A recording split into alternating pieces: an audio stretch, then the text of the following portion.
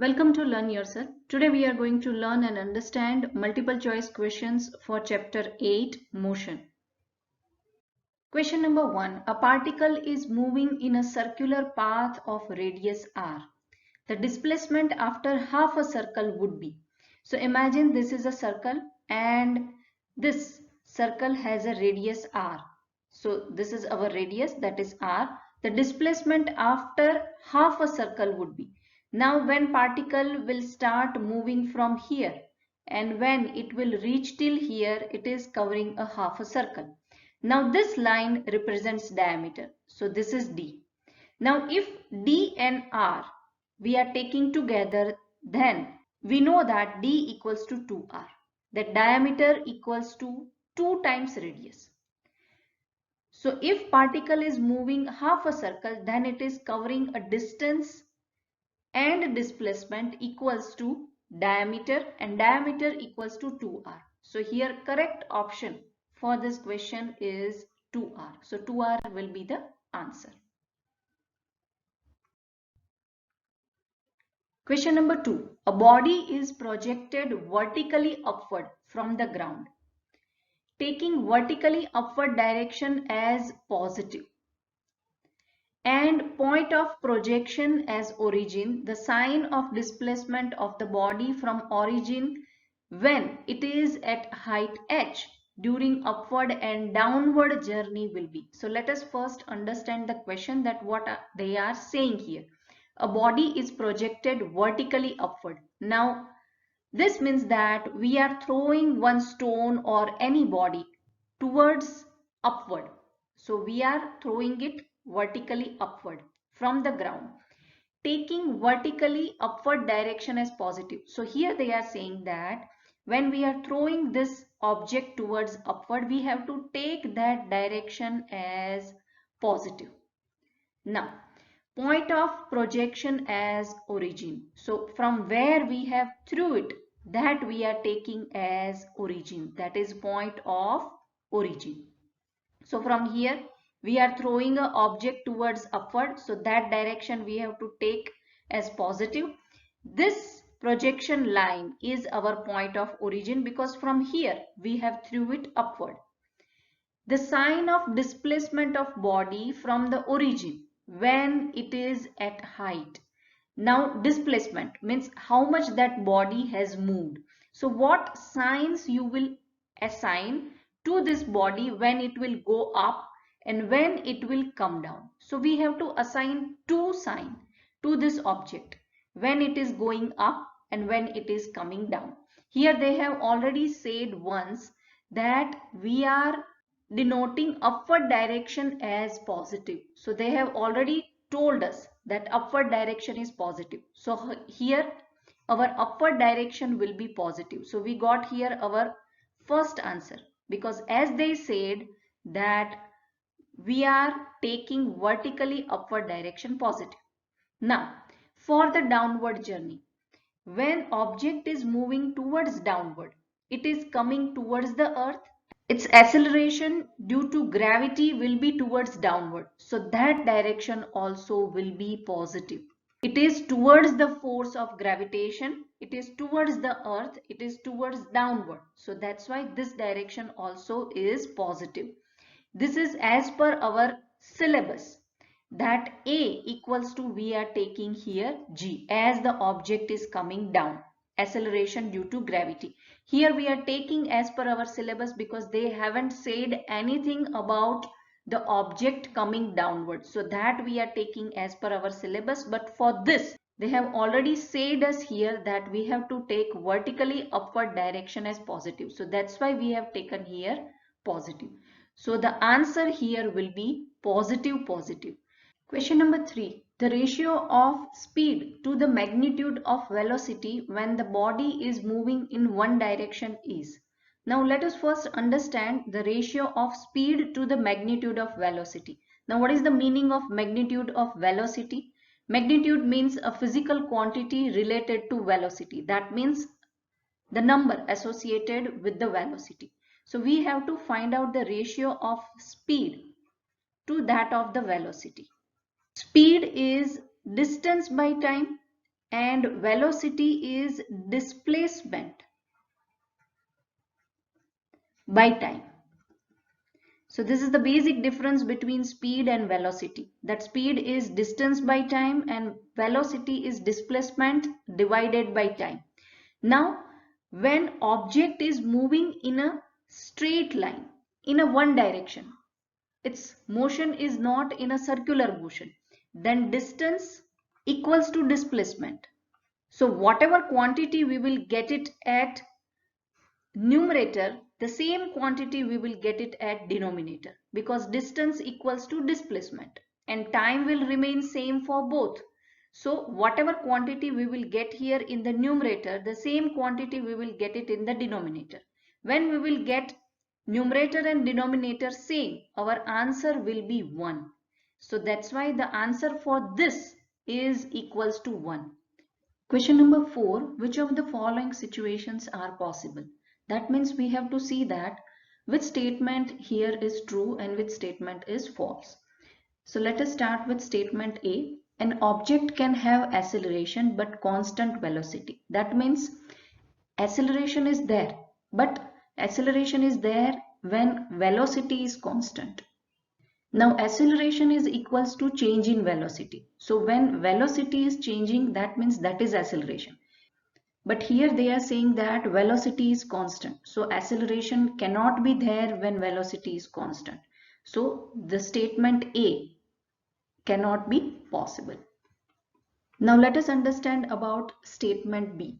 The velocity of an object may be 0, but acceleration is not 0.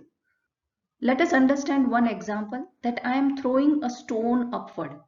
At maximum height, it will stop for a moment. So at this maximum height, its velocity will be 0. But again, it will come down and it is coming down by its own. So its acceleration is not 0 because object is still in the motion.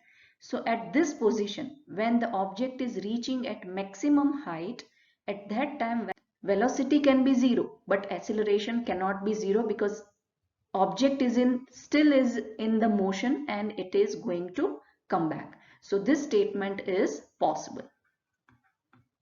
So for this example, this statement is possible and it is true. Now let us understand about statement C, that distance and magnitude of displacement are equal in circular motion. Now when circular motion is there, when object will start from one position and again it will reach to that initial point again, at that time its displacement will be 0. Because here its initial position and final position is same. So in this case the displacement will be 0. So in circular motion, the magnitude of displacement and distance cannot be equal. So this statement is also not possible. Let us understand about statement D. Average speed and magnitude of average velocity are equal in circular motion. Now when we are talking about average speed and average velocity, they both are different entities. So average speed is total distance divided by total time, whereas average velocity is total displacement divided by total time. So these both are separate entities, so that's why they both cannot be equal in circular motion. So statement D is also not possible. Here our correct option is statement B, where the velocity of object may be 0 but acceleration is not 0. Question number 5. Which of the following is most likely not a case of uniform circular motion? So let us check one by one all the cases. Motion of Earth around the Sun. No, it is a uniform motion. It is a uniform motion. Motion of toy train on a circular track. Again, this is a kind of a machine, so this is also a uniform motion. Motion of a racing car on a circular track. Now this racing car is driven by a man and that's why it is a manual motion. So this cannot be uniform. So it is a non-uniform motion and this motion is not uniform. Let us check the last one also, that motion of hour's hand on the dial of clock. So this is again a motion of a machine. So this will be uniform. So non-uniform motion is option C. Question number 6. The numerical ratio of displacement to distance of a moving object is. So here we have displacement divided by distance. This ratio we have to check that what possible answers this ratio will give us. So we have in our syllabus that displacement can be 0. This is the first case. Second case, displacement be equal to distance. And third, displacement can be lesser than distance. These all the three cases we have discussed in the chapter. But displacement can never be greater than distance. It will be always lesser than or equal to distance. So here, when we have these two cases, this displacement can be 0. We can count in this case that displacement is lesser than distance. So when we have these two cases, in that case, either our answer will be 1. When displacement is equals to distance, our answer will be 1. And when our displacement is smaller compared to distance, it will be lesser than 1. Let us see how less than 1 can be possible. When numerator is smaller and denominator is bigger. In this case, our answer will be less than 1. So that's why in the case of when displacement is lesser than distance, our answer will be less than 1. When displacement and distance both are equal, in that case our answer will be equals to 1. So our correct option here is equal or less than 1. Question number 7. In which of the following cases of motion the distance moved and the magnitude of displacement are equal? So here we have to see that in what all situation the distance will be equal to displacement. So let us check one by one all the statement. Let us check for the statement 1. If car is moving on a straight road, suppose this is a straight road, car has started to move from here, it has gone to 5 km. So in this case, the distance and displacement both will be same. So yes, in statement 1, it is possible that distance equals to displacement because this car is not turning back and coming back. So whatever it will travel, its distance will be equal to displacement. Now let us check for the statement 2. If car is moving in a circular path, suppose car's initial position is this. It has started to move from this position and coming again back to this position only. So its final position is equal to its initial position. So here distance will not be equal to displacement. When it is reaching over here, its displacement will be 0, but distance will not be 0. So this statement cannot be possible. Let us understand for the statement 3. The pendulum is moving to and fro. Now suppose this is position A, position B and position O. So when we are stretching the pendulum till position A and we are leaving it, it will reach till B and again it will come back to A. At that time its displacement will be 0 because initial position is equal to final position. So in this case also distance will not be displacement. Distance will not be equal to displacement. So this statement also cannot be possible. Let us understand for the fourth statement that earth is moving around the sun.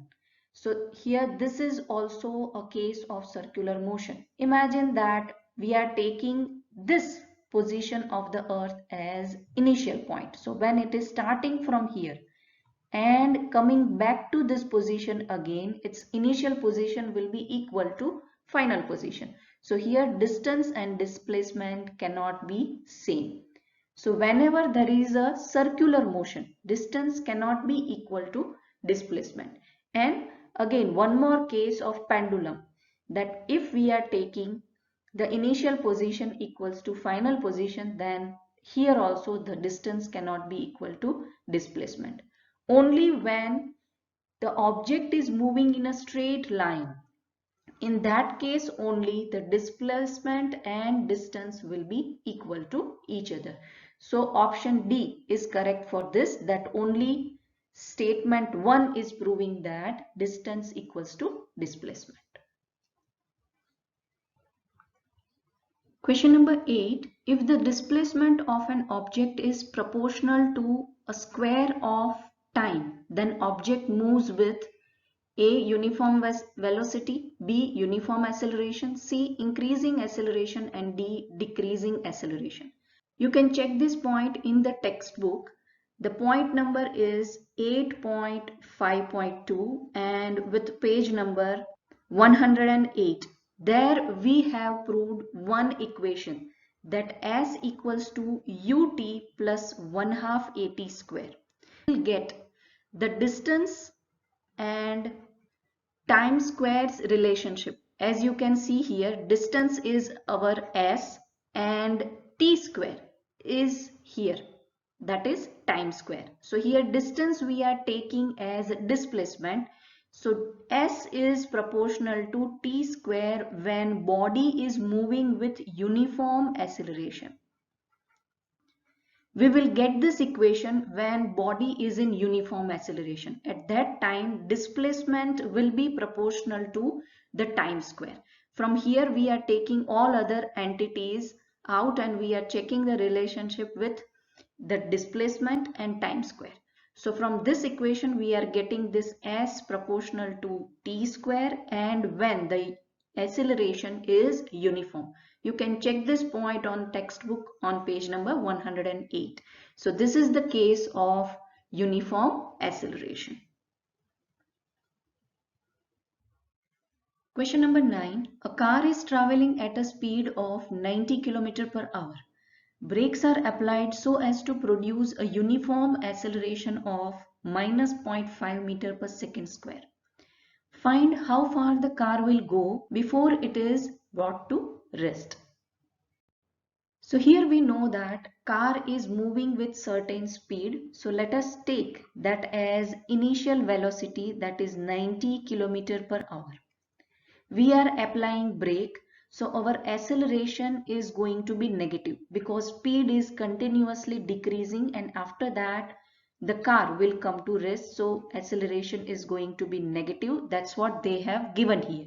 If they haven't given here, then also we have to take this negative because it is decreasing its speed. And it will come to a resting position after application of brake. So its final velocity will be 0 meter per second. Now we have to find out that how far the car will go after application of brake. So we have to find out the distance. Before that, our velocity should be in meter per second, not in kilometer per hour. So we are going to change this kilometer per hour to meter per second. So 90 kilometer is there. When we are converting into meter, we are going to multiply it with 1000. Hour we are converting into second. So that we are going to divide with 3600. Now let us solve this and we will get our meter per second. So here I am going to write 9 into 10 into 10. And in division I am going to write 6 into 6. So here 3 3s are 9 whereas 3 2s are 6. So I'll get here 2. Again 3 2s are 6. Now both of the 2's in the denominator I am dividing with 10. 2 5s are 10. 2 5s are 10. So here I got 5 into 5, that is 25 meter per second. That is my initial velocity for this car. Now let us write our equation, that is v square minus u square equals to 2as. we want to find out here s, that is distance. So let us frame this equation with respect to s. V square minus u square divided by 2a. Now let us put all the values what we have. V square means final velocity, that is going to be 0, minus u square. So that we have found out here, that is 25 meter per second. So 25 square divided by 2 into minus 0.5, because that is our acceleration. Now let us solve this. So we will get here minus 625, that is 25 square, divided by minus 2 into 5 and divided by 10. So this 10 I am going to take it over here up. So I will get it here minus 625 into 10 divided by minus 2 into 5. So 2 and 5 I am cancelling out with 10. This minus and minus, in numerator and denominator both the terms are minus, so this is going to be positive. So my answer is 625. Now since this is a distance, it is going to be meter. So this is my answer, that 625 meter, that is positive, because minus minus will be positive. So option C is the correct option for this question.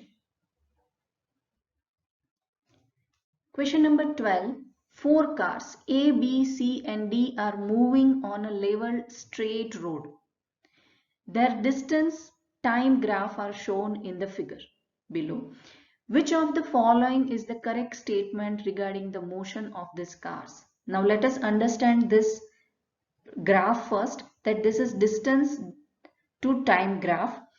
So that means when car B is moving from this at origin, it will reach till here. So it is taking this much time and it is reaching at the distance somewhere here. When A is traveling from origin, it is taking time somewhere here and it is reaching till this much distance. These are approximate position, and similarly you will be able to find out all the position related to A, B, C and D. So here you can see that D is covering the maximum distance with lowest time. You can take approximate quantity like this for each and every car, that this much it is taking time.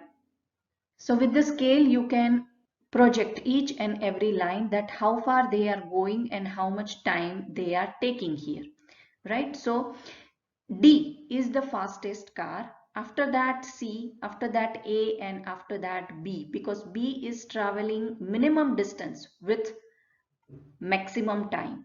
So B is the slowest car. That is how we can interpret this graph. Now let us understand the statement they are saying here. Car A is faster than car D.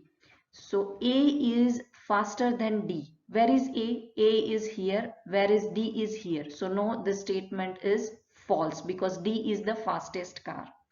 So here D is fastest,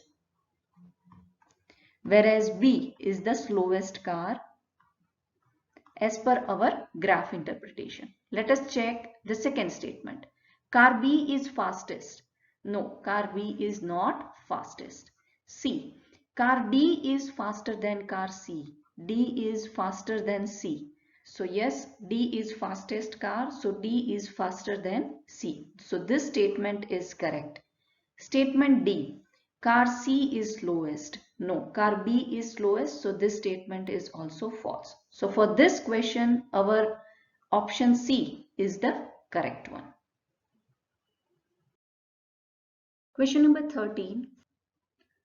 For a body performing motion with uniform speed, the distance time graph is. Now if you want to understand this from a textbook, then you can check this textbook reference on page number 104, figure 8.3 and point number 8.4.1.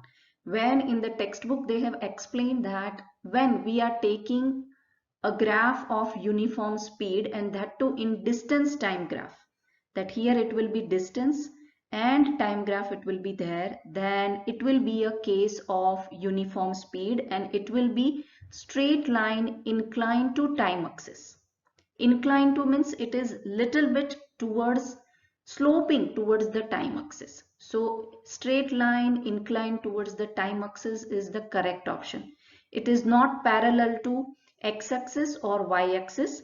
So it is inclined to time axis. Now if you have any doubt regarding this graph and graphical representation and the equation formation of this chapter number 8, please refer my video based on this chapter, which I will suggesting you at end of the video, or you can go back to my playlist and understand all this graphical representation method.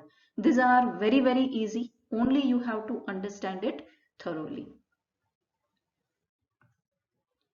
Question number 14. Suppose a boy is enjoying a ride on merry-go-round which is moving with a constant speed of 10 meters per second. It implies that the boy is at rest, moving with no acceleration, in accelerated motion, and moving with uniform velocity.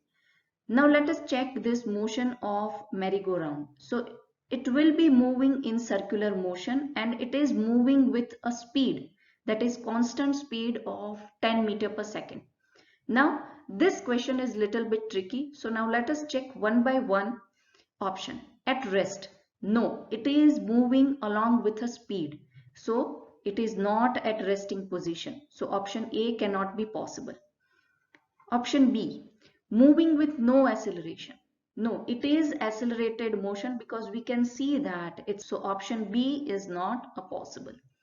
C, in accelerated motion. We'll come back to this later. Let us first check D. Moving with uniform velocity.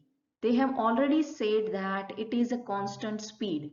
When there is a constant speed, velocity cannot be uniform because velocity is change in speed. So if there is a change in speed, then only velocity can be possible. But here they have said that it is a constant speed. So option B also will not be possible because they are saying uniform velocity, and uniform velocity will not be possible when there is a constant speed. So option C only is the correct because this is accelerated motion. If you have seen the motion of a merry-go-round, then you will get to understand that that is accelerated motion. That acceleration will always be associated with each and every point of its motion. So option C is the correct one.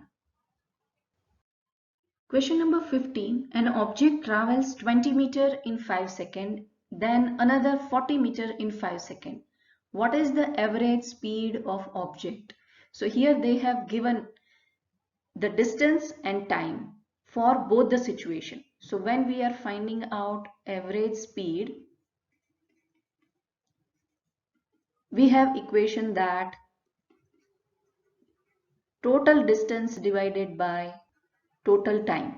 So here we are going to add the distance, that 20 meter plus 40 meter divided by the time taken by both the travel, that 5 second plus 5 second.